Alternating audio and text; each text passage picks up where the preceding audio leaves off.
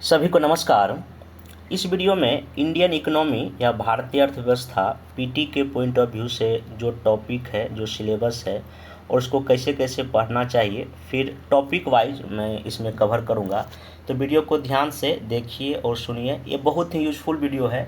अगर आपने इकोनॉमिक्स पहले कहीं पढ़ा है या नहीं भी पढ़ा है, सबको ये समझ में आएगा। और एक चीज़ मैं और पहले मैं बता दूं, ये जो मैं वीडियो बना रहा हूँ ये कोई ऑप्शनल सब्जेक्ट के लिए इकोनॉमिक्स नहीं है, ये जीएस के लिए है। मेरे पास जितना नॉलेज है और जितना मेरा एक्सपीरियंस कहता है कि बीपीएससी, यूपीएससी, पीटी या किसी और एग्ज़ाम में इकोनॉमिक्स क्वेश्चन पूछता है, वो सारे टॉपिक को मैं इसमें कवर करूँगा, चाहे कॉन्सेप्ट के लेवल पे हो या फैक्ट के लेवल पे हो या प्रीवियस ईयर जो भी क्वेश्चन पूछता है उन सब चीज़ों को मैं इसमें डिस्कस करूँगा। पेशेंस बनाए रखिएगा, थोड़ा समझने की कोशिश कीजिएगा, आपको इकोनॉमिक्स बहुत ही इजीली समझ में आ जाएगा। सबसे पहले हम बात करते हैं इकोनॉमिक्स पीटी के पॉइंट ऑफ व्यू से सिलेबस या पाठ्यक्रम को।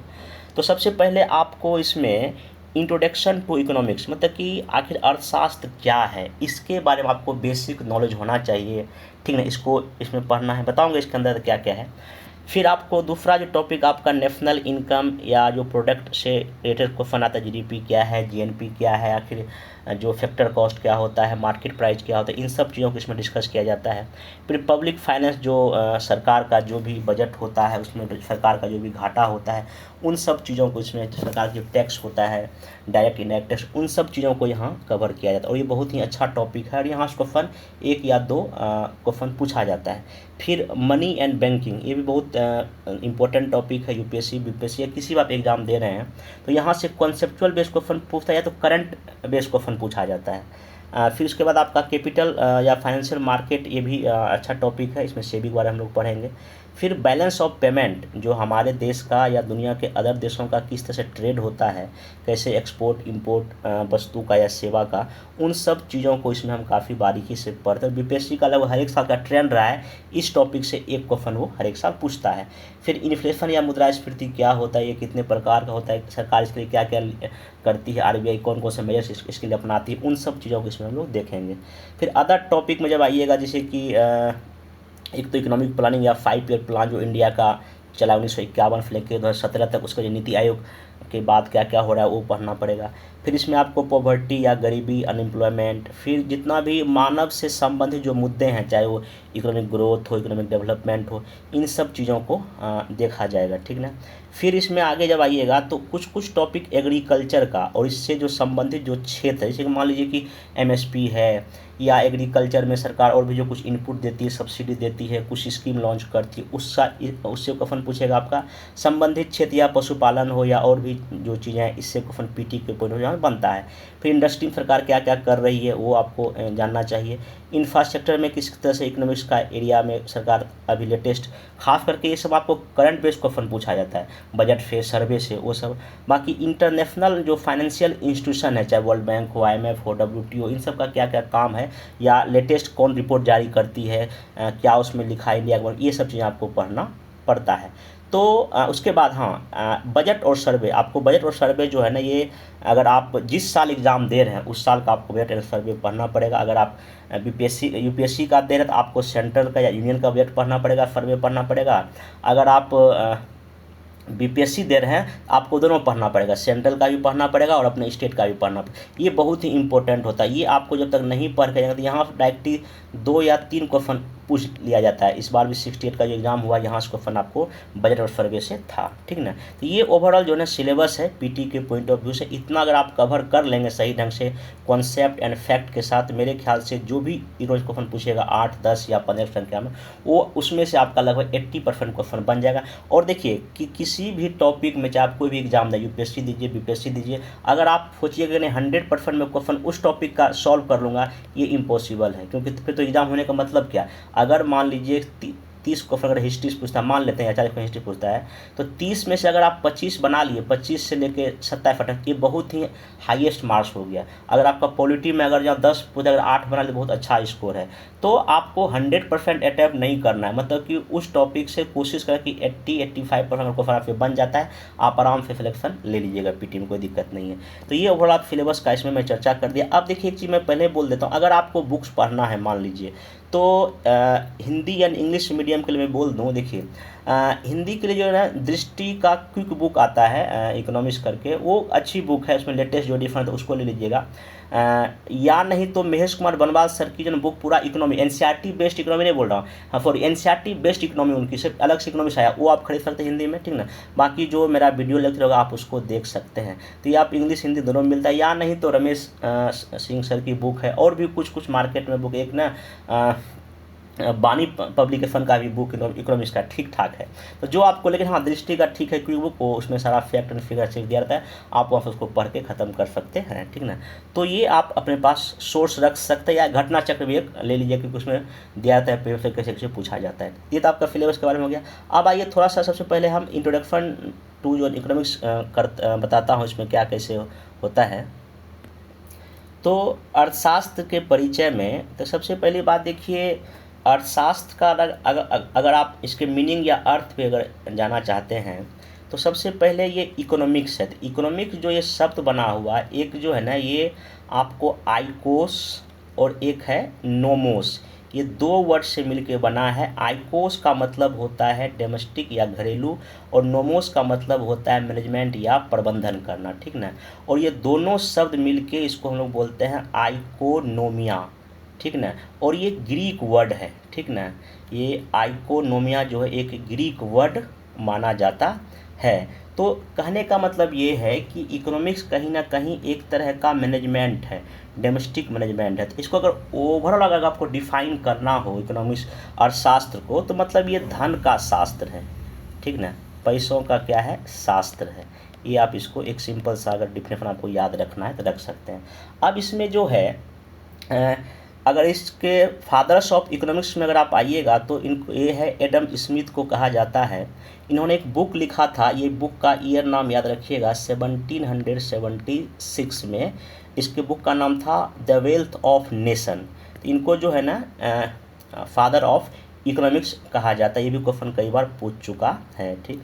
अब नेक्स्ट अगर बढ़ते हैं, तो देखिए इकोनॉमिक्स का सिंपल सा मतलब ये है कि ये एक सोशल साइंस है। इसका संबंध मेनली सोशल साइंस से है, जिसमें मेनली जो है ना हम किसी भी चीज़ का प्रोडक्शन या उत्पादन, उसका हम वितरण करेंगे, उसका हम कंजप्शन करेंगे, इसी के साथ इसमें जो है ना उसका एक्सचेंज भी करना आ जाता है, ट्रांसपोर्ट करना भी आ जाता है। इन सब एक्टिविटी को जो है ना हम लोग कहीं ना कहीं इकोनॉमिक्स के अंतर्गत क्या करते हैं, रखते हैं। और किसका, किसी भी गुड्स या सर्विस का, किसी भी वस्तु या सेवा का हम उत्पादन करते हैं, वितरण करते हैं, उपभोग करते हैं, परिवहन करते हैं, इसको इस सारी एक्टिविटी इकोनॉमिक्स में जो है ना किया जाता है। तो ये सिंपल सा, हालांकि ये कहीं पीटी में पूछता है यहाँ, फिर भी आप चूँकि इकोनॉमिक्स पढ़ें तो आपको थोड़ा सा उसके विषय के बारे में पता होना चाहिए। अब यहाँ पे आते हैं कि जो इकोनॉमिक्स का जो मेनली दो ब्रांच होता है, इसके सब्जेक्ट के अगर लेवल आए, एनसीईआरटी क्लास 11th और 12th का बात बोल रहा हूँ मैं।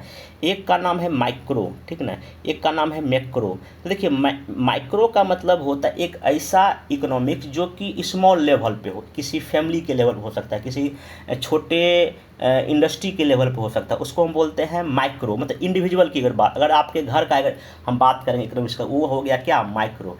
मैक्रो जो है ना ये नेशनल लेवल के इकोनॉमी को कहा जाता है, जिसमें कि पूरे देश में जो भी उत्पादन होता है, जो प्रोडक्शन, उसको इसमें काउंट किया जाता है। तो एक चीज़ यहाँ पे और ध्यान रखिएगा, माइक्रो इकोनॉमिक्स के जो फादर्स एडम स्मिथ को ही माना जाता है, ठीक ना।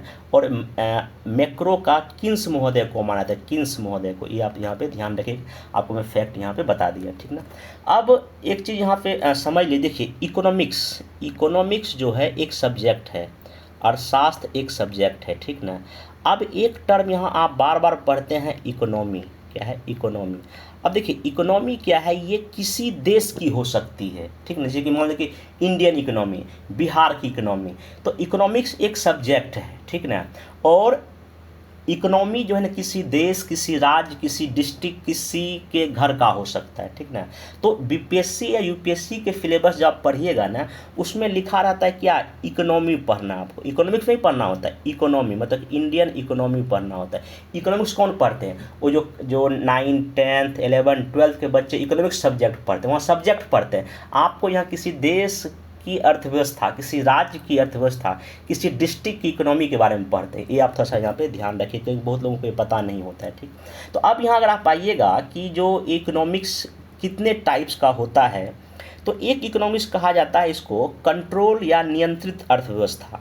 तो नियंत्रित अर्थव्यवस्था का मतलब ये है कि कोई ना कोई इसमें कंट्रोल करता है। जैसे एक होता है इसमें कैपिटलिस्ट, या इसको हम कहते हैं पूंजीवादी अर्थव्यवस्था। देखिए पूंजीवादी में सिंपल सा मतलब ये होता है कि सारा का सारा कितना वस्तु बनेगा, कितना क्या होगा, ये मार्केट या बाजार करती है। क्या करती है, बाजार करती है। सरकार का यहाँ कोई, सरकार का जो रोल यहाँ पे सिर्फ और सिर्फ जो है ना फैसिलिटी देने का होता है, बाकी सब कुछ बाजार पे डिपेंड करता है। इसको बोलते हैं पूंजीवादी अर्थव्यवस्था, अभी जो अमेरिका है, ठीक ना।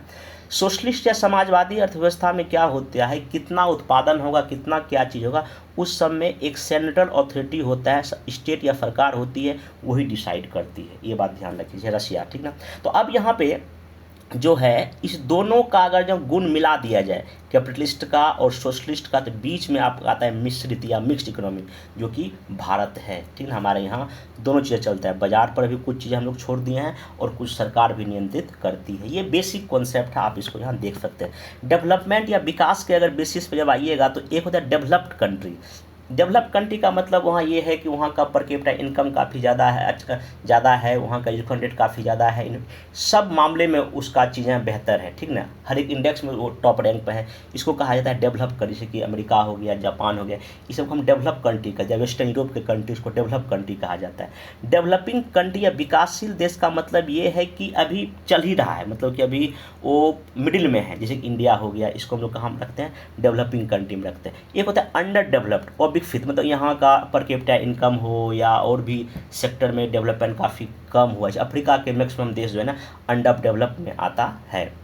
फिर जो है ना कुछ इकोनॉमी हम पर कैपिटा इनकम के बेसिस पे भी डिसाइड करते हैं, जैसे कि मान लीजिए कि लोअर इनकम है, किसी का मिडिल इनकम है, किसी का हायर इनकम है। अमेरिका से क्या हायर इनकम है, इंडिया के मिडिल इनकम है। ये कुछ इकोनॉमिक्स के टाइप्स हैं, ये आप थोड़ा सा ध्यान रखें, चीज़ आपके लिए बेहतर होगा।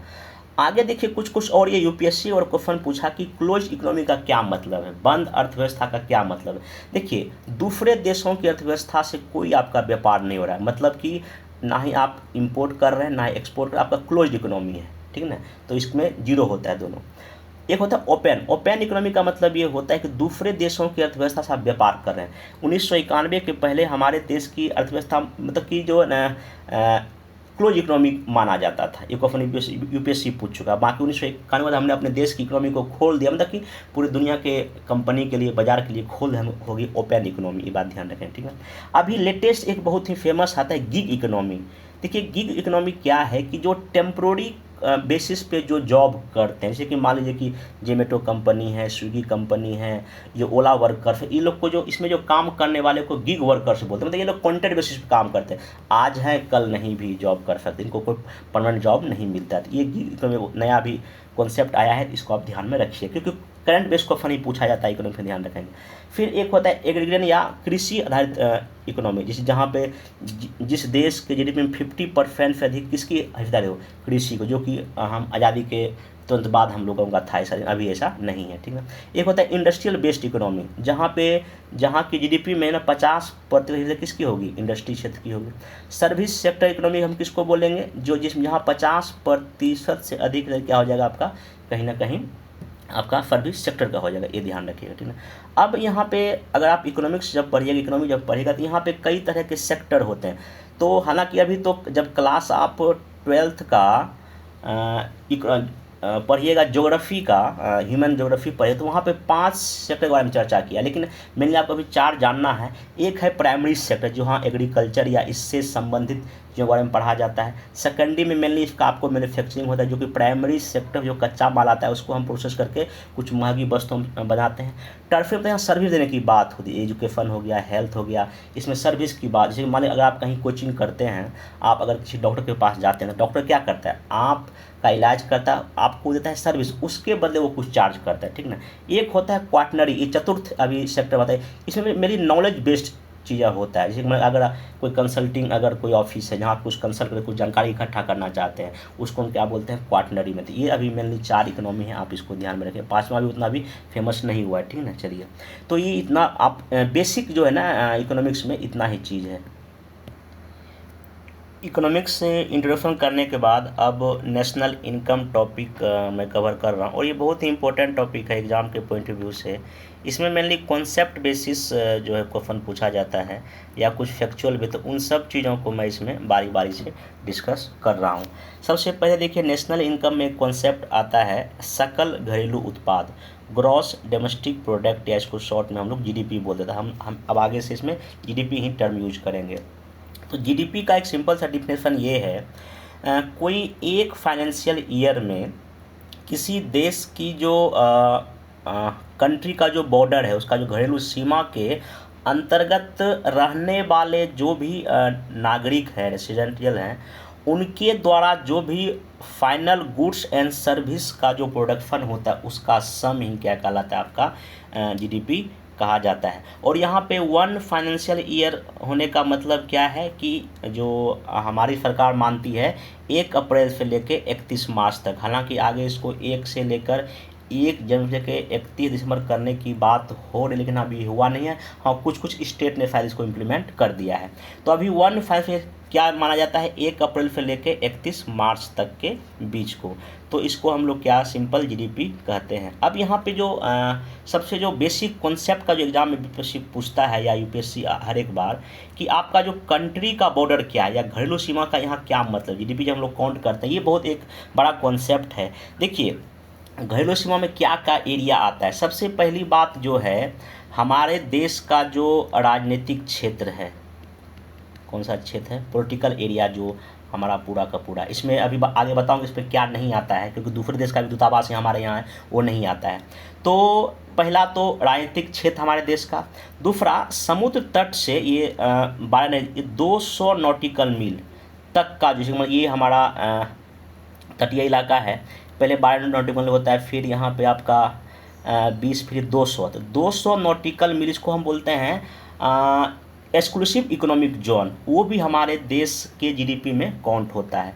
फिर दूसरा जो है घरेलू सीमा में क्या आता है, जो भी एरोप्लेन है या जो भी शिप है जिस देश में रजिस्टर है, जैसे हमारे देश का कोई शिप मान लीजिए गया ऑस्ट्रेलिया, या कोई एरोप्लेन गया अमेरिका, तो चूँकि वो हमारे देश में जो है ना रजिस्टर्ड है, तो हमारे उसका जो भी इकोनॉमिक एक्टिविटी है वो हमारे देश के GDP में काउंट होगा, तो ये ध्यान रखिएगा। उसके बाद जैसे मान लीजिए कि हमारे देश के कुछ साइंटिस्ट या वैज्ञानिक मान लीजिए आर्कटिक क्षेत्र में कोई रिसर्च करने चले गए, कोई ध्रुवीय क्षेत्र में रिसर्च करने चले गए, तो वो भी वहाँ जो एक्टिविटी होगा इकोनॉमिक, वो भी हमारे GDP में काउंट होगा। उसको हम लोग बोल देते हैं क्या, मान लीजिए कि पोलर रीजन चले गए, या किसी जो है आर्कटिक या अंटार्कटिका अगर महादेश में या महाद्वीप पर चले गए, वहाँ जो एक्टिविटी होगा हम उसको अपने GDP में काउंट करेंगे। उसके बाद जो इसमें कोई अगर मान लीजिए कि इसरो अगर स्पेस में कोई सैटेलाइट या कुछ भी अगर छोड़ती है, तो वहाँ अगर कुछ एक्टिविटी अगर इकोनॉमिक होगा, तो वो हमारे देश के GDP में काउंट किया जाएगा। इसके अलावा हमारे देश का जो भी दूतावास, इसको एम्बेसी बोलते हैं, जो दूसरे देशों में, वो एरिया हमारे देश के घरेलू सीमा में आता है, ठीक ना। ये इतना अगर कॉन्सेप्ट बेसिस क्वेश्चन आपसे पूछा जाता है, इसको आप ध्यान में रखिएगा, ठीक।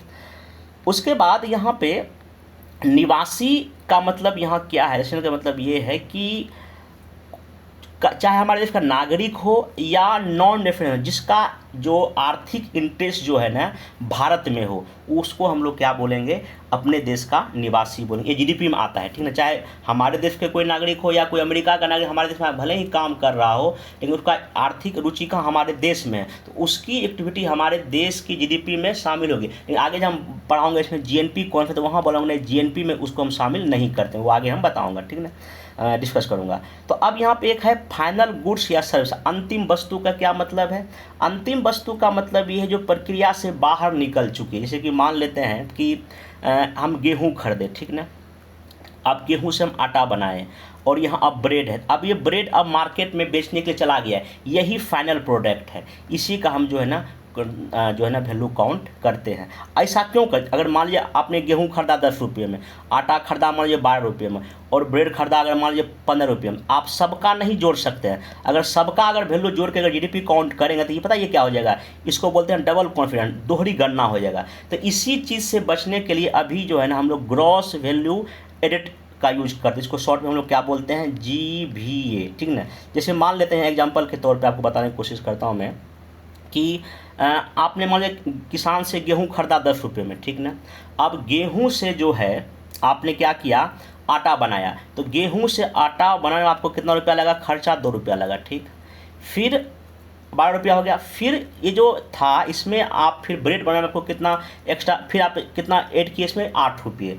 तो यहाँ पे जो है 10 रुपया गेहूं का, फिर गेहूं से आटा बनाने में आपको 2 रुपया लगा, वो जोड़िए, और फिर आटा से ब्रेड बनाने आपको कितना, फिर 8 रुपये एक्स्ट्रा लग रहा है। तो ये 10 + 2 12 8 20। तो इसी को हम लोग क्या बोलते हैं, GVA, ग्रॉस वैल्यू एडिशन। अगर आप इस सब को जोड़ेंगे तो ये डबल कॉन्फिडेंट हो जाएगा, क्योंकि 10 रुपये आपने गेहूँ खरीदा, फिर 12 में आपने क्या आटा खरीदा, फिर 12-20 में ब्रेड खरीदा। सबको जोड़ने का मतलब ये होगा आपने इस 10 को कई बार आपने 2-3 बार जोड़ दिया। तो इससे बचने के लिए हम लोग क्या यूज़ करते हैं, जितना हमने वैल्यू एडिशन किया हर एक स्टेज पर, चाहे इस स्टेज पे चाहे उसी का जोड़ लो और उसको पूरा सम कर दीजिए, तो उसी को हम बोलते हैं ग्रॉस वैल्यू एडिशन। ये बहुत ही बेहतर कॉन्सेप्ट है, यहाँ से आपसे क्वेश्चन पूछा जाएगा, ठीक ना। एक और ध्यान रखिए, RBI जो फाइनेंशियल ईयर जो मानती है वो 1 जुलाई से लेके 31 जुलाई तक, और जो बैंक जो आपका RBI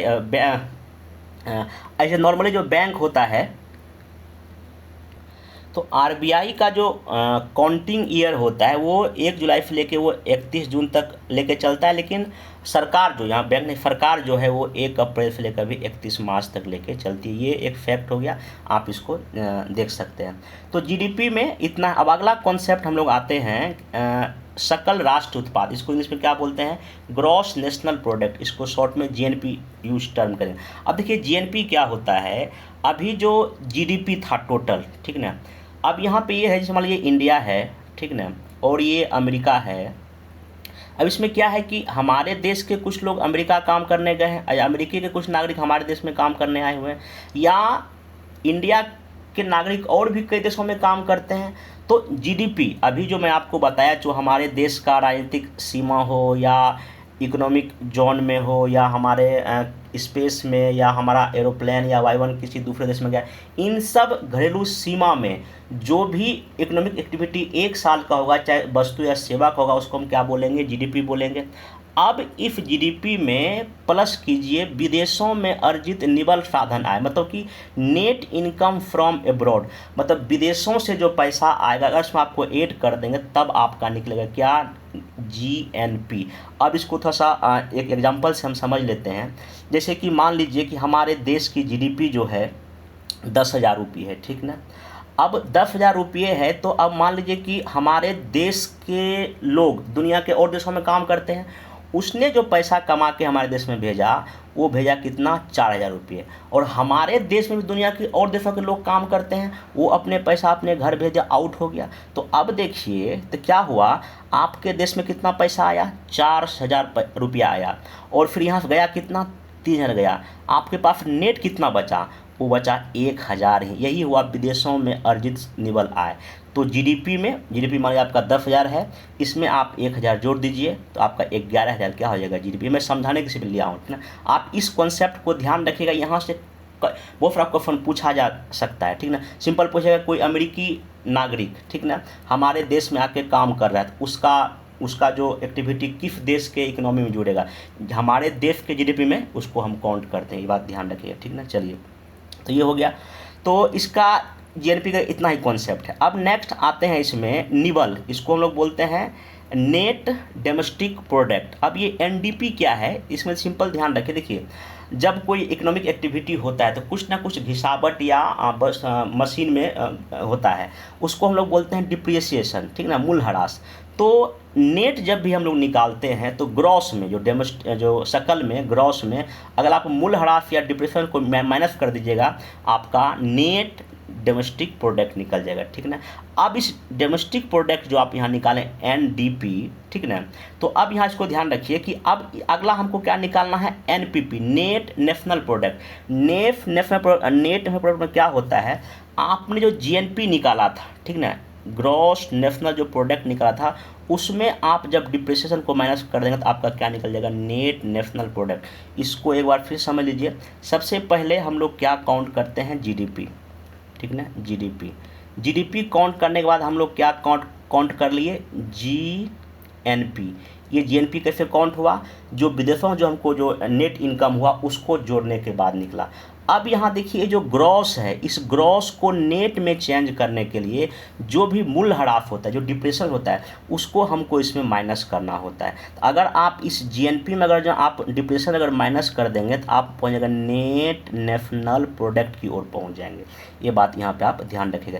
या जो ग्रॉस डोमेस्टिक प्रोडक्ट है, अगर आप इसमें डिप्रेशन या मूल्यह्रास को माइनस कर देंगे तो कहाँ पहुँच जाएंगे, नेट डोमेस्टिक प्रोडक्ट में पहुंच जाएंगे।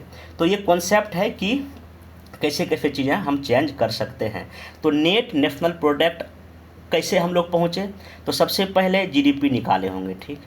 GDP में फिर हम प्लस क्या किए होंगे, जो हमको नेट इनकम हुआ है विदेशों से वो जोड़े कुछ, तो वो निकल गया क्या, आपका GNP, ठीक ना।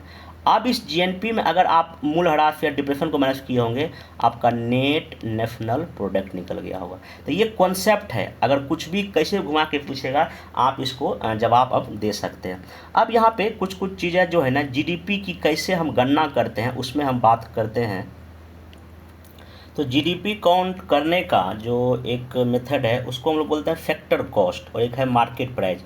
इस दोनों कॉन्सेप्ट को काफ़ी अच्छे से समझ ले, यहाँ से क्वेश्चन आपका कन्फर्म पूछता है।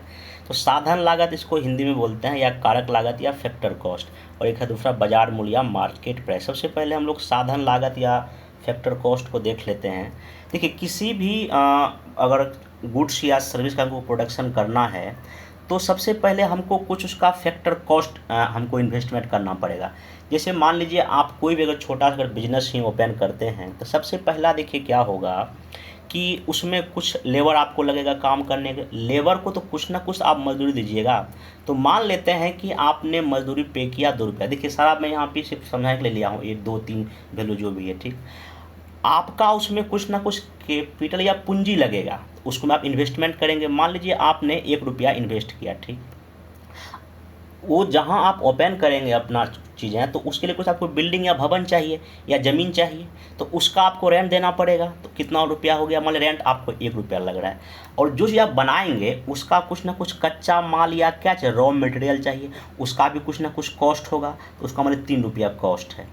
और भी कुछ आप अपना कुछ जो कुछ कहीं से गाइड लीजिएगा उसके बदले में आपको पैसा देना पड़ेगा, तो उसमें मान आपको 3 रुपया खर्चा हो गया, ठीक। ये टोटल जब आप इसको काउंट करेंगे तो आपको 10 रुपया हो जाएगा। तो अब 10 रुपया खर्चा करने के बाद तब जाके वो चीज़ आपका प्रोडक्शन उसका हो रहा है। इसका मतलब ये हुआ, ये जो आपने खर्चा किया उस चीज़ का प्रोडक्शन करने के लिए और उसके पीछे आपने क्या लगाया कॉस्ट, उसी को हम क्या बोलते हैं फैक्टर कॉस्ट। ये हो गया उस चीज़ का टोटल फैक्टर कॉस्ट। अभी ये जो फैक्टर कॉस्ट आपको लगा है ये आपके उस मान जहाँ आपका प्लांट है उसके अंदर ये चीज़ बना हुआ है, ठीक ना। अब इसमें चूँकि आपने जो भी चीज़ प्रोडक्शन किया है, सरकार चूँकि GST लगी, तो मान लेते हैं उसमें GST 10% लगा, मान लेते हैं, ठीक ना। तो 10 रुपये का 10% कितना हो गया, 1 रुपया हो गया। 1 रुपया जोड़ दीजिए, अब कितना हो गया, 11 रुपया हो गया, ठीक ना। और यही 11 रुपया जो है जैसे जोड़ लीजिएगा, अब आप फैक्टर कॉस्ट से कहाँ चेंज कर जाइएगा, मार्केट प्राइस। अब ये बाजार मूल्य पे हो गया, जैसे इसमें GST जुड़ा अब वो चीज़ मार्केट में बिकने के लिए आ जाएगा, वही होता है मार्केट प्राइस। मान लेते हैं सरकार किसी चीज़ पे सब्सिडी देती है, जिसको हम बोलते हैं अनुदान देती है, ठीक ना, सहायता राशि देती है। अगर मान लीजिए 11 रुपये कोई वस्तु है, उसमें सरकार 1 रुपया का सब्सिडी देता है, ठीक ना। अब उसका दाम कितना, 10 रुपया। ये भी हुआ मार्केट प्राइस ही। तो अब यहाँ बहुत अच्छे समझिए, देखिए मार्केट प्राइस कैसे निकलता है। देखिए पहले फैक्टर कॉस्ट अगर आप देखिएगा तो इन सब को जोड़ दीजिए, एक्चुअल जो चीज़ें हैं ये सब क्या हो जाता है, फैक्टर कॉस्ट रहता है। अगर फैक्टर कॉस्ट से अगर आपको बाजार मूल्य या मार्केट प्राइस पे जाना हो तो क्या करेंगे, ये मार्केट प्राइस है, सबसे पहले आपको एक्चुअल फैक्टर कॉस्ट निकालना पड़ेगा, ठीक ना। उसके बाद सरकार जो आपसे जो कुछ टैक्स लिए, इनडायरेक्ट टैक्स जीएसटी जिसको हम बोलते हैं, आप उसमें इनडायरेक्ट टैक्स जोड़िए।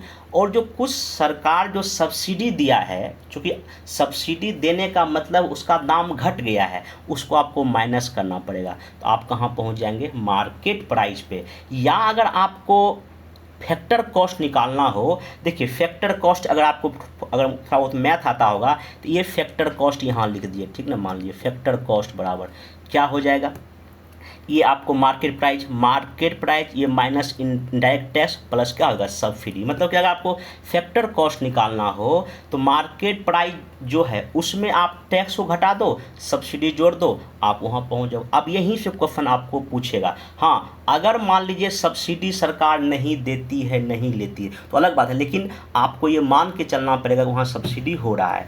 तो मार्केट प्राइस में आप सिंपल ध्यान रखिएगा कि जो है ना टैक्स जुड़ा होता है और सब्सिडी घटी होती है। फैक्टर कॉस्ट में जो है ना टैक्स जो है ना घटा होता है और सब्सिडी क्या होता है, जुड़ी होती है। ये बेसिक मैथ का फंडा है। यहाँ से क्वेश्चन आपका कैसा भी घुमा के पूछेगा आपको बताना पड़ेगा। अब यहाँ देखिए अगर मान लीजिए किसी वस्तु का मार्केट प्राइस ज़्यादा है फैक्टर कॉस्ट से, मार्केट प्राइस क्या है, ज़्यादा है, इसका मतलब सरकार इनडायरेक्ट टैक्स अगर मतलब 10 रुपया फैक्टर कॉस्ट हुआ लेकिन मार्केट प्राइस 11 रुपया है, इसका मतलब यहाँ क्या है, वो जो है ना इनडायरेक्ट टैक्स क्या है यहाँ पे ज़्यादा है। अगर मान लीजिए कि मार्केट प्राइस कम हो जाए और फैक्टर कॉस्ट ज़्यादा हो जाए, इसका मतलब क्या है, यहाँ सब्सिडी सरकार दे रही है। जैसे यहाँ एग्जाम्पल से मान लीजिए कि आपने फैक्टर कॉस्ट 10 रुपये में वस्तु को उत्पादित किया, ठीक, लेकिन बाजार में कितना बिक रहा है, वो मान लीजिए 8 रुपये में बिक रहा है। तो मार्केट प्राइस तो 8 रुपया हो गया, फैक्टर कॉस्ट कितना था, 10 था, इसका मतलब मार्केट प्राइस कम हो गया, फैक्टर कॉस्ट ही ज़्यादा हो गया, इसका मतलब सरकार वहाँ सब्सिडी दी है। तो ये कॉन्सेप्चुअल में क्वेश्चन बता रहा हूँ, आप ये ध्यान रखिएगा। अगर ये मार्केट प्राइस अगर फैक्टर कॉस्ट हो जाए दोनों, तो दोनों यदि दोनों ना हो तो कुछ भी नहीं हो, टैक्स भी नहीं हो और सब्सिडी भी नहीं हो, तो ये दोनों बराबर हो जाएगा। ऑब्वियस सी बात है, 10 रुपया निकला, सरकार ना ही टैक्स ले रही है ना ही सब्सिडी कर रही है, तो बराबर दाम हो जाता है। ये कॉन्सेप्ट वाला क्वेश्चन यूपीएससी पूछ चुका है, आप इसको बाद ध्यान से देख लीजिएगा। अब यहाँ देखिए जो आप फैक्टर कॉस्ट पे, जो कारक लागत पे जो आप निकालेंगे एनपीपी, फिर से समझ लीजिए नेट नेशनल प्रोडक्ट। मैं फिर से बोल देता हूँ, सबसे पहले आपने क्या निकाला, जीडीपी ग्रॉस डोमेस्टिक प्रोडक्ट, ठीक ना। उसमें आपने क्या किया, जो पैसा आपका विदेशों से आया नेट, उसको आपने कुछ सम किया, तो तब आपने कहाँ तक पहुँच गए थे, ग्रॉस नेशनल प्रोडक्ट पे पहुँच गए थे।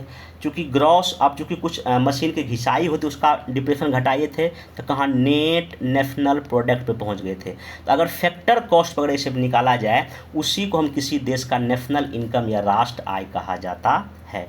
अगर पर कैपिटा इनकम निकाला जाए, जिसका इंग्लिश मीडियम देखा, पर कैपिटा इनकम अगर निकाला जाए, तो इस net national product at factor cost में टोटल जनसंख्या से भाग कर दीजिए, तो वही आपका क्या निकल जाएगा, पर कैपिटा इनकम। मान लेते हैं अगर हमारे देश की अगर जो जीडीपी अगर 300 लाख करोड़ है, इसमें 140 करोड़ हम आबादी वाले लोग हैं, इसको डिवाइड कर दीजिए मोटा मोटी, वही आपका पर कैपिटा क्या निकल जाएगा, इनकम निकल जाएगा। यूपीएससी क्वेश्चन पूछा कि नेशनल इनकम किसको कहा जाता है, net national product at factor cost को ही नेशनल इनकम कहा जाता है। ये बहुत ही इंपॉर्टेंट टॉपिक बता दिया, आप इसको ध्यान में रखिएगा, ठीक ना।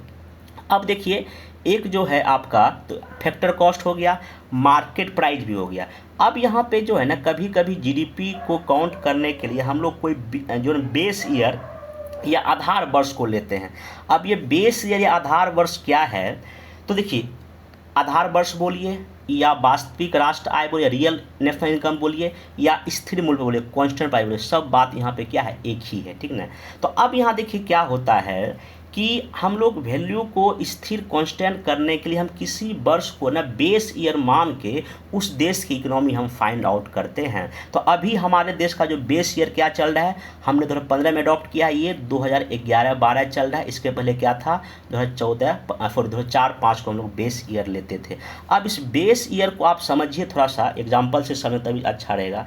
जैसे एग्जाम्पल हम ले लेते हैं आपका कि ये मान लीजिए कि आपका क्वांटिटी है और ये आपका क्या है, उसका प्राइस है। मान लेते हैं कि एक साल पहले की मैं बात करता हूँ, जैसे कि 2019 की बात करता हूँ, मान लेते हैं 2019 में मान लीजिए किसी जो है ना क्वांटिटी 10 था, ठीक ना, और उसका प्राइस कितना था, 10 था। तो टोटल कितना हो गया, 10 मतलब कि मात्रा था और 10 उसका प्राइस था, तो 100 रुपये हो गया। अगले साल क्या हुआ 2020 में, मान लीजिए अब उत्पादन, मान लीजिए ये उत्पादन 10 था, अब उत्पादन क्या हुआ, 5 हुआ, किसी कारण बस सेम चीज़ में, ठीक ना। लेकिन अब उसका प्राइस बढ़ के कितना हो गया, 30 रुपया हो गया। अगर इस बार अगर आप काउंट कीजिएगा कितना टोटल वैल्यू हुआ, तो 5 गुना 30 कितना हो गया, 150। देखिए यहाँ पे लास्ट ईयर जब थे तो आप 100 रुपया आपका हो रहा था, इस बार कितना हो गया, 150 हो गया। तो ये 50 रुपये की वृद्धि क्यों हुआ, ये महंगाई के कारण हुआ। फिर से इसको समझ लीजिए, अगर आप 2019 में कोई चीज़ का 10 चीज़ का उत्पादन किए, ठीक ना, कुछ भी चीज़ हो सकता है, पेन कॉपी कलम कुछ भी, उसका जो है ना 10 एक का दाम था 10, तो कितना हो गया, 100 रुपया आपका हो गया, मान लीजिए GDP 100 रुपया हो गया। अगले साल क्या हुआ, 5 आपने किया प्रोडक्शन, लेकिन इस बार महंगाई बढ़ गया तो उसका चीज़ 10 रुपये 30 रुपया हो गया एक ही चीज़ का, इस बार को 150 रुपया दिखाई पड़ा है। आपको लग रहा है कि नहीं आपकी इनकम या GDP बढ़ रही है, लेकिन क्या आपकी GDP एक्चुअल प्रोडक्शन तो नहीं हुआ है। तो यहाँ पे क्या होता है कि बेस ईयर हम इसलिए लेते हैं ताकि एक्चुअल कितना हुआ है वृद्धि, हम उसको काउंट करते हैं। अगर हम मार्केट प्राइस पे लेते हैं, अगर मौद्रिक मूल्य पे फाइंड आउट करते हैं, तो महंगाई के बेसिस पे मेरा इकोनॉमी बढ़ाता हुआ दिखाई पड़ जाता है। अभी हमारे देश का यही किया गया है, ठीक ना। तो सिंपल ध्यान रखिएगा कि यहाँ जो आपको जो महंगाई की वजह से इतना आपको दिखाई हो, इसलिए इस चीज़ से बचने के लिए एक्चुअल मेरा कितना प्रोडक्शन हो रहा है, इसलिए हम जो है ना एक बेस ईयर ले लेते हैं। क्या ले लेते हैं, बेस ईयर। जैसे मान लेते हैं कि हम अगर यहाँ पे 2011 या 12 का हम बेस ईयर ले लेते हैं, मान लेते हैं कि 2011-12 में जो चीज़ आपने उत्पादित किया उसका दाम मान लीजिए 2 रुपया था, ठीक ना, तो 2 ही रुपये हम बेसिस पे काउंट करेंगे। तो क्वांटिटी कितना हुआ, 10, कितना रुपया था, 2 रुपया, तो 20 रुपया हुआ, उस साल GDP हुआ। अगले साल कितना हुआ, 5 हुआ। हम ये अगले इस साल भी 2 रुपया ही रखेंगे, तो कितना, 10 हो गया, ठीक ना। इसका मतलब क्या होगा, आप में निगेटिव हो रहा है, तो इसलिए हम लोग बेस ईयर को काउंट करते हैं, आप ये ध्यान में रखिएगा, ठीक ना। अगला आता है नॉमिनल, या इसको बोलते हैं मौद्रिक राष्ट्रीय आय, या इसको बोलते हैं करंट प्राइस भी बोलते हैं। इसमें सिर्फ वही महंगाई हम जोड़ देते हैं, ठीक ना। महंगाई के बेसिस पे हम जो है ना GDP काउंट करते हैं। एक इसमें कॉन्सेप्ट आता है आपका GNP डिफ्लेटर्स, इसको बोलते हैं हिंदी में GNP अब स्थिति। अब ये क्या होता है, आपने जो नॉमिनल GDP निकाला है, GNP निकाला है, ठीक ना, उसमें से रियल को घटा दीजिए, डिवाइड करके गुना 100 कर दीजिए, ये आपका निकल जाएगा क्या, GNP डिफ्लेटर्स। ये एग्जाम में पूछता है, नॉमिनल जो आप करंट प्राइस निकाल लीजिए अपॉन रियल प्राइस पे निकाल लीजिए, 100 कर दिए, ये आपका परफेक्ट निकल जाएगा, ठीक है। इतना आप ध्यान में, मतलब कितना आप डिफ्लेक्टर्स हो रहा है, क्योंकि देखिए ये रियल है, आप इसको किस पे, रियल बेसिस पे माप रहे हैं, और ये क्या नॉमिनल है, करंट प्राइस पे, ये चीज़ ध्यान रखें। अब कुछ फैक्ट देख लीजिए। एक पहला फैक्ट ये देख लीजिए, जो है ना अभी जो है नेशनल इनकम जो है ना हम लोग मार्केट प्राइस पे निकालते हैं, ठीक ना, इसलिए हमारी GDP अभी बढ़ी हुई दिखाई पड़ती है, क्योंकि इसमें जो है ना इसमें जो है ना महंगाई जुड़ी होती है, ध्यान रखिएगा, ठीक ना। अगला जो है इसमें नेशनल इनकम या पर कैपिटा इनकम जो पहली बार हमारे देश में दादा भाई नेहरू ने 1868 में निकाला, तो उसमें 20 रुपया पर इनकम जो है ना पर ईयर हमारा उसमें उन्होंने काउंट किया था। सबसे पहले बार साइंटिफिक आधार पे जो अनुमान लगाया था ये थे BK राव ने, ये 1931-32 उन्होंने हमारे देश की जो है ना पर कैपिटा इनकम निकालने का प्रयास किया था साइंटिफिक बेसिस पे, ठीक है। लेकिन बाद में इनको माना नहीं गया था। फिर 1949 में नेशनल इनकम कमेटी बना PC महानबोलिस की अध्यक्षता में, ये ध्यान रखिएगा। और 1951 में सेंट्रल स्टैटिस्टिकल ऑर्गेनाइजेशन, मतलब इसको CSO बोलते हैं, ये कब बना, मई 1991 में। और नेशनल जो ना सर्वे सैंपल सर्वे ऑर्गेनाइजेशन 1950 में बना था, ये मई 1951 में CSO बना था। और NSSO कब बना था, 1995 में बना था, ये ध्यान एक और ध्यान रखिएगा, BPSC को फन पूछ चुका है, इन दोनों को मिला दिया गया। NSSO को और CSO को मिला के नेशनल स्टैटिस्टिकल ऑर्गेनाइजेशन बन गया NSO, ये 2019 में हो गया। और यही अभी हमारे देश का नेशनल इनकम क्या करती है, आपको रिपोर्ट देती है। ये आप ध्यान रखिए, क्वेश्चन आपसे यहाँ से पूछा जा चुका। एक और नेशनल इनकम जो फाइंड आउट करने का, जो अकाउंटिंग करने का तरीका है, इसके फादर साइमन कुटेंज को कहा जाता है, ये आप ध्यान में रखिएगा। तो अभी जो है ना नेशनल इनकम निकालने का काम किसका है, NSO का है, ये ध्यान रखिएगा। कब बना है, 2019 में। नेशनल इनकम का एक और थोड़ा सा मैं यहाँ डिस्कस कर दूँ, क्योंकि अभी ये बहुत ही फेमस है। इसको बोलते हैं ग्रॉस वैल्यू एडिशन। इसको हम लोग दूसरे वर्ड में बोलते हैं प्रोडक्शन मेथड, मतलब उत्पादन विधि के आधार पे देश की GDP GNP काउंट करना। देखिए ग्रॉस वैल्यू एडिशन, जैसा हमको आपको पहले ही बताया कि अगर मान लीजिए आप 10 रुपया में गेहूँ खरीदे हैं, ठीक ना, अब उस गेहूं को आप धोइएगा, फिर उसको मिल में पिसा के आटा बनाए, तो अब मान लीजिए वो कितना रुपया हो गया, 12 रुपये हो गया। तो कितना रुपया आपने इसमें किया, तो 2 रुपया उसमें इन्वेस्ट किया। फिर इस आटे से आपने ब्रेड बनाया, कितना, मान लीजिए 20 रुपया में आपने बेचा, तो कितना हो गया, 8 रुपये। तो स्टार्टिंग में 10 रुपया गेहूँ किसान से खरीदे थे, फिर 2 रुपया लगाए उसको आटा बनाए, तो 2 रुपया ये हो गया। फिर आटा से आपने ब्रेड बनाया, कितना एक्स्ट्रा किया, आपको 8 रुपया खर्चा करना। इसका मतलब 10 + 2 + 8। तो यही आपको ना हर एक स्टेप में आप वैल्यू एडिशन कर रहे हैं, इसी को बोलते हैं ग्रॉस वैल्यू एडिशन। जब इस आधार पे हम देश के GDP निकाल बोलते हैं GVA, ठीक है ना, क्या बोलते हैं। अब इसमें ऑब्वियस सी बात है, इसी को मान लीजिए आपने ग्रॉस वैल्यू एडिशन निकाल लिया, वो किस पर निकला, मान लेते हैं आपने फैक्टर कॉस्ट पर निकाल लिया। अगर आप इसमें टैक्स जोड़िएगा, आप जो उत्पादन किए कुछ ना कुछ तो आपको सरकार को प्रोडक्शन टैक्स देना पड़ा होगा, टैक्स जोड़ दीजिए। और सरकार कुछ ना कुछ सब्सिडी तो दी होगी, सब्सिडी को घटा दीजिए, तो क्या निकल जाएगा, ग्रॉस वैल्यू जो है ना आपका एडिशन निकल जाएगा। ये आप यहाँ पे ध्यान में रखिएगा। ये निकल जाएगा आप क्या, ये निकल जाएगा आपका बेस प्राइस पे, इसको क्या बोलते हैं हम लोग, बेसिक प्राइस। अब नेशनल इनकम के बाद नेक्स्ट आपका इसमें आर्थिक नियोजन या इकोनॉमिक प्लानिंग टॉपिक बहुत ही मोस्ट इम्पोर्टेंट है, इसको आपको अच्छे से पढ़ना चाहिए। देखिए इकोनॉमिक प्लानिंग या प्लानिंग क्या होता है, सिंपल सी बात है, एक जो है ना ऑर्गेनाइज या संगठित तरीके से एक कोऑर्डिनेटिंग एफर्ट के जरिए अगर हम कुछ अचीव करते हैं देश के लिए या कुछ ऑब्जेक्टिव, ठीक ना, और कुछ फिक्स्ड टाइम फ्रेम में, और उसमें हम कोशिश करते हैं किसी देश का जो रिसोर्स का जो है ना ऑप्टिमम यूटिलाइजेशन हो, मैक्सिमम अगर हम उस देश के संसाधन का उपयोग करके अगर हम एक संगठित तरीके से कुछ उद्देश्य को अगर प्राप्त करें किसी फिक्स टाइम में, तो हम बोलेंगे उस देश का इकोनॉमिक प्लानिंग या आर्थिक नियोजन। जैसे मान लीजिए हमारे देश में 1951 से लेके 1956 तक जो फर्स्ट 5 ईयर प्लान था, उसमें हमने 5 साल का टाइम फिक्स किया, ठीक ना। कुछ ऑब्जेक्टिव क्या था, एग्रीकल्चर पर फोकस करना है, और हमने कहीं ना कहीं प्लानिंग कमीशन बनाया था, नेशनल डेवलपमेंट काउंसिल बनाया था, उसका एफर्ट के जरिए हमने ये प्रथम पंचवर्षीय योजना क्या किया था, लागू किया था। और हमने कोशिश किया था हमारे देश का जो रिसोर्स का यूज हो, मैक्सिमम यूटिलाइजेशन ऑफ रिसोर्स, ठीक है ना, कंट्री का हो। इसको हम क्या बोलते हैं, सिंपल प्लानिंग। अगर ये क्वेश्चन पूछेगा कि प्लानिंग में क्या क्या होता है, एक फिक्स्ड टाइम का फ्रेम होता है, कुछ उसके ऑब्जेक्टिव्स होते हैं, long term short term objective हो सकता है, और उस देश के रिसोर्स का मैक्सिमम, अब रिसोर्स में क्या नेचुरल भी हो सकता है और आपका ह्यूमन बीइंग रिसोर्स भी हो सकता है, ये बात आप ध्यान रखिएगा, ठीक ना। ये क्वेश्चन पूछेगा ध्यान रखिए। अब देखिए ऑब्जेक्टिव या उद्देश्य किसी भी देश की इकोनॉमिक प्लानिंग को मेनली 2 होता है।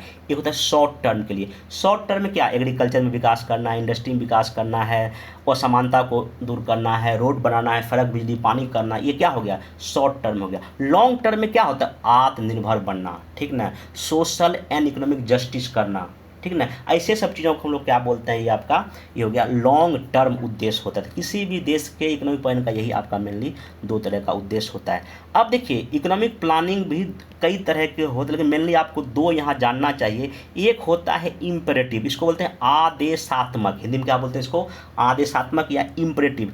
इम्परेटिव का मतलब ये होता है किसी देश का एक ऐसा व्यवस्था, एक ऐसा इकोनॉमिक प्लानिंग का व्यवस्था जिसमें कोई एक सेंट्रल प्लानिंग अथॉरिटी होगा और वही सब कुछ डिसाइड कर देगा। जैसे कि रसिया में पूरा सेंटर अथॉरिटी डिसाइड करती थी, ठीक ना। तो जो जो वो प्लानिंग कर दिया, अब उसी के अकॉर्डिंग कितना किसको रिसोर्स मिलेगा, कितना क्या मिलेगा, ये सब कौन डिसाइड करती है, एक सेंट्रल अथॉरिटी होता है, ठीक ना। इंडिकेटिव में या निर्देशात्मक में क्या होता है, सिंपल जो है ना स्टेट या सरकार जो है ना सिर्फ एज ए फैसिलिटेटर्स की तरह काम करती है, बाकी सब कुछ जो है सरकार बाजार पर छोड़ देती है, ये बात ध्यान रखिएगा। लेकिन हमारे देश का अगर सबसे जो ज़्यादा इकोनॉमिक प्लानिंग किस बेसिस पे है, तो अगर एग्जाम में पूछेगा आप ये बताइए, ग्रोथ विथ जस्टिस। हम अपने देश का जो प्लानिंग जो एडॉप्ट किया है, विकास के साथ साथ, वृद्धि के साथ साथ न्याय हो, लोगों तक न्याय पहुँचो, न्याय सोशल और कैसा हो, इकोनॉमिक हो, ये आप ध्यान में रखिएगा, ठीक। अब यहाँ पे चलते हैं कि भारत में जो इकोनॉमिक प्लानिंग है वो कैसे कैसे आगे बढ़ा है। तो सबसे पहले आप ये जानिए कि हमारे देश में एम विश्वेश्वरैया जी ने पहली बार, उनको ना फादर्स ऑफ इंडियन प्लानिंग भी कहा जाता है, इसी में उन्होंने एक बुक लिखा था, प्लान्ड इकोनॉमी फॉर इंडिया, 1934 में, ये आप डेट याद रखिएगा, बुक का नाम भी याद रखिएगा। 1938 में भारतीय राष्ट्रीय कांग्रेस, इंडियन नेशनल कांग्रेस जो है ना, उस समय अध्यक्ष कौन थे, सुभाष चंद्र बोस थे, उन्हीं के मतलब कि जब अध्यक्ष थे कांग्रेस के, तो एक नेशनल प्लानिंग कमेटी, राष्ट्रीय नियोजन कमेटी या समिति बना था, इसके अध्यक्ष कौन थे, जवाहरलाल नेहरू। ये बहुत ही मोस्ट इंपोर्टेंट क्वेश्चन आपको पूछा जाएगा। कांग्रेस के अध्यक्ष सुभाष चंद्र बोस थे, बट इस कमेटी के कौन थे, आपके जवाहरलाल नेहरू चेयरमैन थे, ये ध्यान रखिएगा, ठीक ना। आगे चलते हैं। 1944 में 8 इंडस्ट्रिस्ट हमारे देश के, उन्होंने एक बॉम्बे प्लान लाया था, ये आप ध्यान रखिएगा, ठीक ना।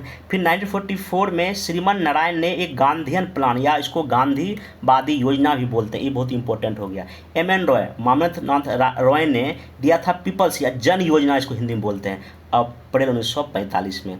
फिर जनवरी 1950 में जयप्रकाश नारायण जी जो बिहार के हैं, उन्होंने एक सर्वोदय प्लान लाया था, ये भी बहुत ही इंपॉर्टेंट है, आप ध्यान रखिएगा, ठीक ना।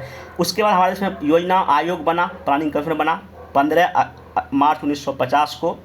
फिर एक राष्ट्रीय विकास परिषद, नेशनल डेवलपमेंट काउंसिल बना 6 अगस्त 1952 की डेट याद रखें। अभी भी ये क्वेश्चन, भले ही अभी नहीं हो, लेकिन ये भी यहाँ से आपका क्वेश्चन पूछता है। इससे और ध्यान रखिएगा, जो योजना आयोग या जो राष्ट्रीय विकास परिषद है, ये इसका वर्णन किसी संविधान के किसी आर्टिकल में नहीं है। नीति आयोग का भी जिक्र किसी संविधान के किसी आर्टिकल में, इसको हम क्या बोलेंगे, एक्स्ट्रा कॉन्स्टिट्यूशनल या नॉन स्टैट्यूटरी बॉडी बोलते हैं। ये एग्जाम में कई बार पूछ चुका है, ओके।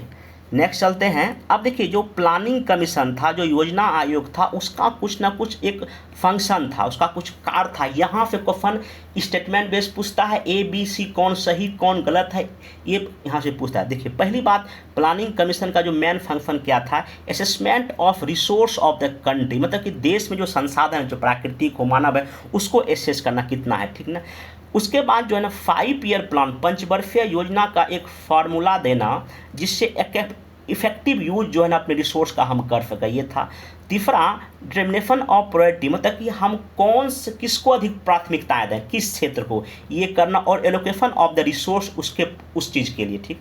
अगला है determination of the requisite machinery for successful implementation of the plan, मतलब जो उसको मशीनरी चाहिए वो प्रोवाइड करना। और एक है आपका कुछ ना कुछ predictive अप्रोवल of the progress of the plan, कितना प्रोग्रेस हो रहा है, क्या हो रहा है, इसके बारे में चीज़ करना। तो ये आपका हो गया किसका, फंक्शन ऑफ प्लानिंग कमीशन या योजना आयोग का। ये क्वेश्चन यहाँ से पूछता है, ध्यान रखिएगा। जस्ट उसी के एक पैरेलल था आपका नेशनल विकास परिषद या नेशनल डेवलपमेंट काउंसिल। ये एग्जाम में पूछा, ये क्या था, देखिए, ये हाईएस्ट डिसीजन मेकिंग अथॉरिटी था, सबसे उच्च स्तर का किसी भी तरह का निर्णय लेने वाली ये अथॉरिटी थी in the country on development matters and approve 5 year plan. देखिए, ये तो बना रहा है, ये तो सब कुछ एसेस कर रहा है, लेकिन ये एक्चुअल में ये अप्रूव कर रहा है, ये हाईएस्ट डिसीजन मेकिंग बॉडी था। NDC aim to extend and mobilise the effort and resource of the national in support of the plan and to ensure balance and rapid development all part of the economy. National development जो है ना आपका, जो council compromise prime minister इसके main होते थे। All the union, जितने भी संघ के जो कैबिनेट मंत्री वो थे, जितने भी चीफ मिनिस्टर होते थे राज्य के वो होते थे, जितने भी यूटी के, और member of the planning commission के इसके सदस्य होते थे। ये बहुत ही ध्यान रखिएगा, ये हाईएस्ट डिसीजन मेकिंग बॉडी था। ये एग्जाम में कई बार आपसे पूछा जा चुका है, ठीक। अब नेक्स्ट चलते हैं। अब देखिए हमारे देश में जो 5 ईयर प्लान चला वो प्लानिंग कमीशन ने बनाया, ठीक ना, उसको दिया किसने अप्रूवल, नेशनल राष्ट्रीय विकास परिषद ने। अब यहाँ देखिए 5 ईयर प्लान को मैं कुछ चीज़ें बोल देता हूँ जिस जो कि एग्जाम के पॉइंट बहुत इंपॉर्टेंट है। देखिए फर्स्ट 5 ईयर प्लान, पहली पंचवर्षीय योजना कब हुआ, 1951 से लेकर 56। और देखिए ग्रोथ रेट टारगेट इतना था, इतना ये सब नहीं आप याद रखिए, अब यहाँ याद रखिए इसको फर्स्ट जो प्लान था किस बेस पर था, हेराल्ड डोमर मॉडल पर था। ये कई बार पूछ चुका है और इसमें मेनली हमने फोकस किस पे किया था, एग्रीकल्चर पे, फूड सिक्योरिटी प्रोवाइड हो लोगों को, ये बात आप ध्यान में रखिएगा, ठीक ना। सेकेंड 5 ईयर प्लान 1956 से लेकर 1961 तक ध्यान रखिएगा। ये परसेंटेज आप एक बार मोटा मोटी देख लेंगे, याद रखने की कोई जरूरत नहीं है। ये महान बुलिश प्लान पे आधारित था और इसमें हमने उद्योग पर ज़्यादा ध्यान दिया था और खास कर भारी उद्योग पे भी पूछा जा सकता है। थर्ड 5 ईयर प्लान 1961 से 66 तक चला और इसमें हम लोग self reliant and self generating economy, मतलब आत्मनिर्भर कुछ करने का हमने फोकस किया था, ये बात थी। और इसी में ये उतना सक्सेसफुल नहीं होने का वजह ये था क्योंकि इसी समय हमको 1962 में चीन से लड़ाई करना पड़ गया, 1965 में पाकिस्तान लड़ाई हो गया और इसी समय देश में कई जगह सूखा पड़ गया। और इसी के बाद इसी समय 1966 में हरित क्रांति, अगर पूछता है हरित क्रांति किस 5 ईयर प्लान में आया था, ये थर्ड इसका एग्जैक्ट आंसर होगा, ये आप ध्यान रखिएगा। फोर्थ 5 ईयर प्लान जो है ना, अब 3 साल के लिए 5 ईयर प्लान नहीं चलता है, अब जो चौथा आएगा वो 1959 से लेकर 1974 तक आएगा। इसमें growth with stability mainly focus था। इसमें फैमिली प्लानिंग प्रोग्राम आया था ताकि उसमें हमारे देश का ना ज़्यादा कुछ जो ना आबादी बढ़ रहा था, ये ध्यान रखिए, ठीक है। उसके बाद जो आपका इसमें 5 ईयर प्लान जो आता है ये 1974 से लेकर 1979 के बीच में, इसमें मेन गरीबी हटाओ नारा दिया गया था, ये बहुत इंपॉर्टेंट है, ठीक ना। फिर 6 5 ईयर प्लान देख लें 1980 से लेकर 1985 तक, ठीक ना। तो इसमें जो है ना यहाँ भी गरीबी को ही खत्म करने का था, ये ध्यान रखिए, ठीक ना।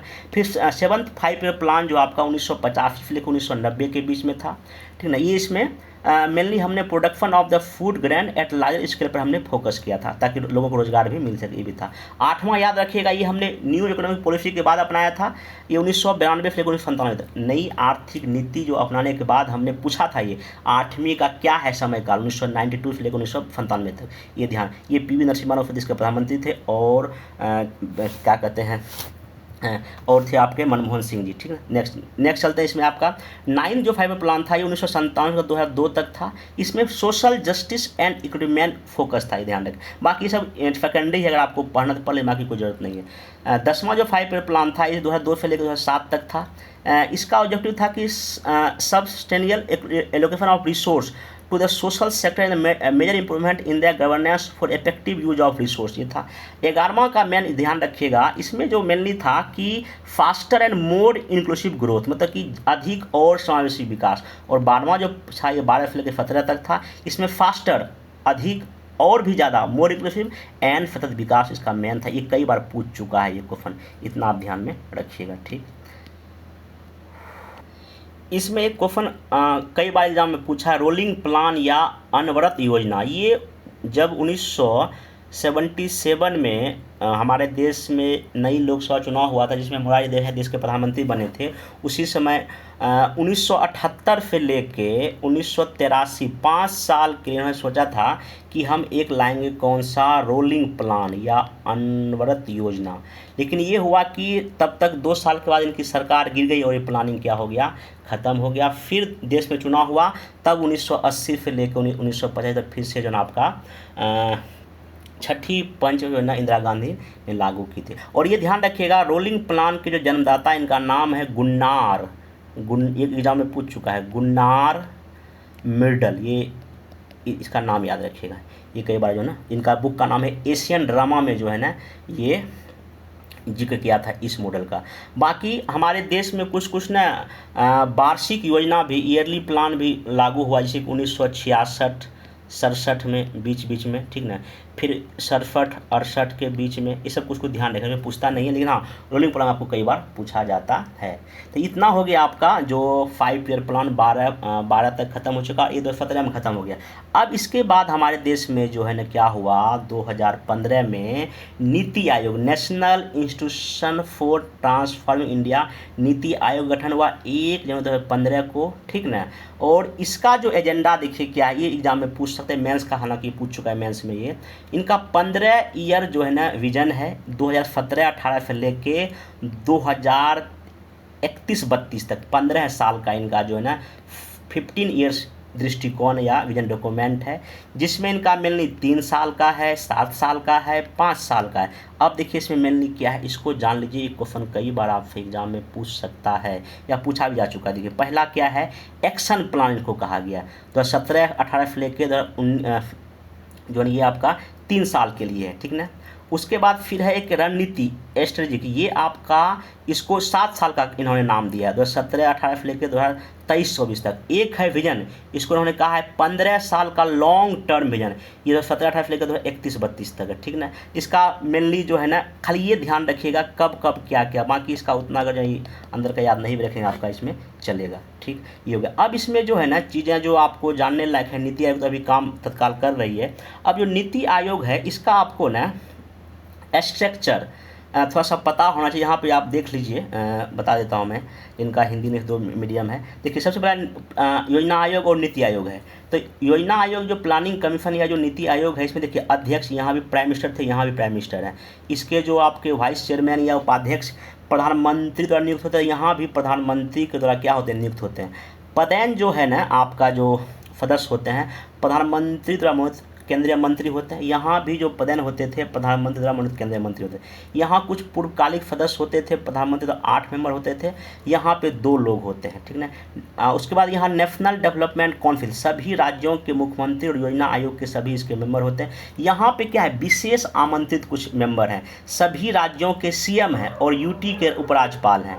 फिर यहाँ रीजनल काउंसिल है, क्षेत्र विशेष क्षेत्र और समय के लिए कुछ राज्यों के मुख्यमंत्री और उसके उपराज्यपाल हैं। और एक है आपका सीईओ, मुख्य कार्यकारी अधिकारी, ये आपका नीति आयोग में इसका संरचना अगर आपको याद रखना है रख सकते हैं। बाकी यहाँ बता ही दिया मैं, chairperson, vice president, governing council, regional council member, part time member, x officio member, ठीक ना, ये 4 यहाँ होता है। स्पेशल इनवाइट मेंबर होता है, या कुछ एक्सपर्ट लोग होते हैं, बाकी सीईओ होते हैं। आप इसमें ध्यान में रखिएगा। बाकी अब करंट का कौन कौन सीईओ आप उसको ध्यान में रख सकते हैं। अब इसमें देखिए जो ऑब्जेक्टिव नीति आयोग का क्या, ये बहुत बार एग्जाम में ना स्टेटमेंट बेस्ड क्वेश्चन पूछ लेगा आपसे। देखिए पहली बात है कि ये सहकारी संघवाद को बढ़ावा देने का उद्देश्य है, कोऑपरेटिव फेडरलिज्म, ध्यान रखिएगा। To develop mechanism to formulate credible plan to village, मतलब कि बॉटम टू टॉप, ठीक है, ये ध्यान रखिए इनका मेन पर्पस, ठीक ना। To ensure that interest of national security and incorporated in the economic strategy, ये भी ध्यान रखना। To activity monitor and evaluate the implementation of, कोई भी अगर प्रोग्राम योजना चल रहा है उसका जो मॉनिटरिंग करना, उसका कि क्या हुआ उसका प्रोग्रेस चेक करना। To focus on the technology, मतलब तकनीकी अपग्रेडेशन पर और कैपेसिटी बिल्डिंग पर काम करने का इनका मेन जो है ना ऑब्जेक्टिव है। फिर यहाँ पे देख लीजिए कुछ तो बता ही दिया मैं, कुछ जो चीज़ जानना चाहिए। देखो प्लानिंग कमीशन या जो नीति आयोग में क्या है, ये आप ध्यान रखिएगा जो है ना, ये एक थिंक टैंक है। प्लानिंग कमीशन भी थिंक टैंक या एडवाइजरी बॉडी था, और ये आपका नीति आयोग भी क्या आपका एडवाइजरी बॉडी है, या ये भी को थिंक टैंक कहा जाता है। और बस ध्यान रखिएगा ये आपका जो है ना टॉप टू बॉटम अप्रोच पे था, और ये बॉटम टू कहाँ है, टॉप अप्रोच पे काम करते हैं। ये आप इतना ध्यान रखेंगे तो आपका चीज़ें हो जाएगा। अब नीति आयोग कई तरह के इंडेक्स या सूचकांक जारी करते हैं। ये क्वेश्चन यूपीएससी बीपीएससी कई बार पूछ चुका। मैं सिर्फ उस इंडेक्स का नाम लिख देता हूँ, बाकी उसमें कितना कितना रैंकिंग है जब करंट अफेयर्स पढ़ाऊंगा या आप पढ़ेंगे तो आप उसको एक बार याद कर लीजिएगा। सतत विकास गोल इंडिया इंडेक्स जारी नीति आयोग ही करती है। मल्टीपल पॉवर्टी इंडेक्स ये नीति आयोग यूएनडीपी या यूनाइटेड नेशन डेवलपमेंट प्रोग्राम साथ मिलकर जारी करती है इंडिया के लिए, ठीक ना। स्कूल एजुकेशन क्वालिटी इंडेक्स मतलब स्कूल शिक्षा गुणवत्ता सूचकांक जारी यही करती है। हेल्थ जो राज्य का इंडेक्स ये जारी करती है। भारत नवाचार इंडेक्स यही जारी करती है। एक वाटर मैनेजमेंट मतलब कंपोजिट वाटर मैनेजमेंट इंडेक्स भी नीति आयोग ही जारी करती। अगर क्वेश्चन स्टेटमेंट में बना पूछेगा कि निम्नलिखित कौन सा इंडेक्स नीति आयोग जारी नहीं करती है करती है, अगर जो करती है अगर आपको याद होगा तो आप इजली इसका जवाब दे पाएंगे। तो इस वीडियो में अभी इतना ही रहने था। मैं इसमें 3 टॉपिक कवर किया। आगे आने वाले वीडियो में जैसे आपका बैंकिंग हो गया, मनी हो गया या पब्लिक फाइनेंस हो गया, जो भी मैं स्टार्टिंग में डिस्कस किया सिलेबस, उन सब को मैं बारी बारी से बना दूंगा वीडियो। आप इसको देखें और कोशिश करें इसका शॉर्ट नोट बना लें, मल्टीपल्स देखें, इससे बाहर क्वेश्चन मेरे ख्याल से नहीं आएगा। बाकी मिलेंगे नेक्स्ट वीडियो में। Thank you.